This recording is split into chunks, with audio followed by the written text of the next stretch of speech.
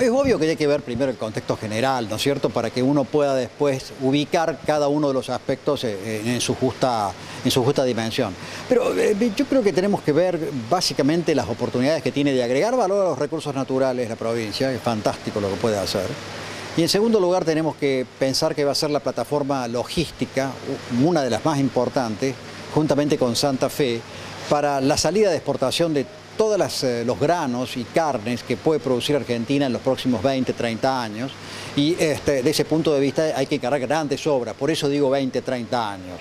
Porque si nos planteamos las cosas para mañana es imposible. Imagínense, si todo el presupuesto de la provincia para inversiones son 400 millones y una esclusa cuesta 300, la esclusa de Salto Grande puede salir más barata si aprovechamos el arroyo San Antonio, pero hay que ver si es factible, ¿no es cierto? Hay que ver si es factible. Pero yo creo que indudablemente hay que ver primero el cuadro general, tener en cuenta que agregar valor, y lo han demostrado con el clúster avícola en forma muy clara, y transformar a la provincia en una plataforma logística, son dos objetivos de mucha importancia, sin lugar a dudas, ¿no? Mirando, por supuesto, el Entre Ríos de los próximos 20, 30 años. Creo que a veces subestimamos la magnitud de la tarea que tenemos por hacer, y me parece que a la Argentina le hace falta reforzar la educación y mejorar el conocimiento, y para eso yo creo que desde el primario y secundario hay que empezar a formar una nueva clase dirigente que va a aparecer allá tal vez a mediados de siglo, pero que es la que tiene la responsabilidad de que no desperdiciemos la enorme dotación de recursos naturales que tiene la provincia de Entre Ríos: agua, clima, suelo.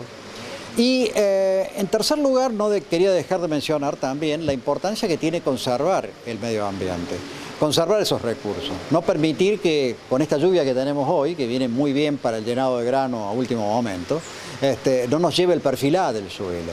Entonces tenemos que empezar a sistematizar suelos adecuadamente para proteger el medio ambiente, conservar los ríos, pero poner los pies en la tierra por otra parte, ¿no?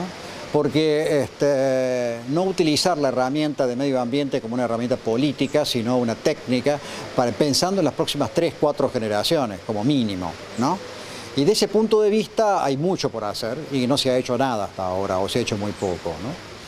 Y Hermida hizo hincapié principalmente en lo que es la hidrovía, no solamente Paraná, sino también la hidrovía del Uruguay, con la posibilidad de generar las esclusas en la represa de Salto Grande para poder generar y ganar navegabilidad aguas arriba de Salto Grande, llegando incluso hasta la República Federativa del Brasil.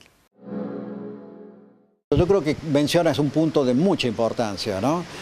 Todos sabemos que la diferencia es a favor de la hidrovía, es a favor de la barcaza, es a favor del agua, para poder transportar productos, especialmente a larga distancia. En la distancia corta, indudablemente que el camión es mucho más eficiente. Pero hay que combinar ambas cosas, ¿no? Hay que combinar el camión con la barcaza. Y pensar que todo esto requiere inversiones iniciales, pero como bien dijiste, un buen mantenimiento. Ahí está la clave. O sea, hay que gastar todos los años y no usar las amortizaciones de capital para consumo. Las amortizaciones de capital son para reponer el capital y a partir de esa reposición mantenerlo. Y a partir de ese mantenimiento empezar a crecer de a poco una infraestructura hidroviaria. Por ejemplo, pongamos el caso el ejemplo del Puerto Ruiz y de los ríos internos que tiene Entre Ríos. Y bueno, me parece que ahí hay mucho por hacer. Diamante y Vicuy, sí, de acuerdo. Concepción, de acuerdo. Nos falta ahora el otro tramo, ¿no? Concordia. Pero después de Concordia hay que subir el río, son 1100 kilómetros aproximadamente, con dificultades, hay que hacer varias obras, que van a beneficiar no únicamente a la provincia de Entre Ríos, sino también a Corrientes y a Misiones. Y ahí se puede empezar a armar un clúster muy importante de producción de alimentos sobre la base de la conversión de granos en carnes. Y otro tema que no es menor es que hay que conservar también todos los aspectos que hacen a la sanidad de los productos. Miremos lo que está pasando en Brasil en este momento, con el tema de la carne. Y miremos un poco qué pasó con la cancrosis en Corrientes. Y cómo se pueden superar esos problemas para que tengamos los mejores citrus del mundo, para que tengamos los mejores arándanos, los mejores berries en términos generales, y empecemos a pensar en federación con frutas y con verduras, empecemos a pensar en el riego para hacer productos y alimentos de mayor valor agregado. Y con eso se vende todo, porque se vende una cultura, se vende una costumbre, se venden platos preparados. Cada vez el mundo va a buscar diferenciar más los productos. No podemos seguir vendiendo exclusivamente soja. Y Hermídez estuvo trabajando el año pasado para Brasil y para una vasta región para hacer un plan de infraestructura y estudiar algunas cuencas de río que tienen que ver con un trabajo estratégico. Por eso le preguntamos ahora si la dirigencia argentina, si la dirigencia política argentina está pensando o tiene una idea de mediano y largo plazo que sea estratégica para el desarrollo de infraestructura. Claro, claro. Hoy me comentaban, mientras venía para acá, porque tuvimos que levantarnos muy temprano para llegar a tiempo, me comentaban en el auto que en Holanda, por ejemplo, los intendentes son de carrera, ¿no? Es decir, qué notable, ¿no? Es decir, no son elegidos por el pueblo, sino que son elegidos otros cargos más importantes, porque es un país democrático, pero hay ciertos puestos, como la intendencia de las pequeñas poblaciones, supongo, porque a veces se referían a ellas, en las cuales el funcionario es de carrera y lo rotan, no puede estar más de una determinada cantidad de años en una intendencia, ¿no?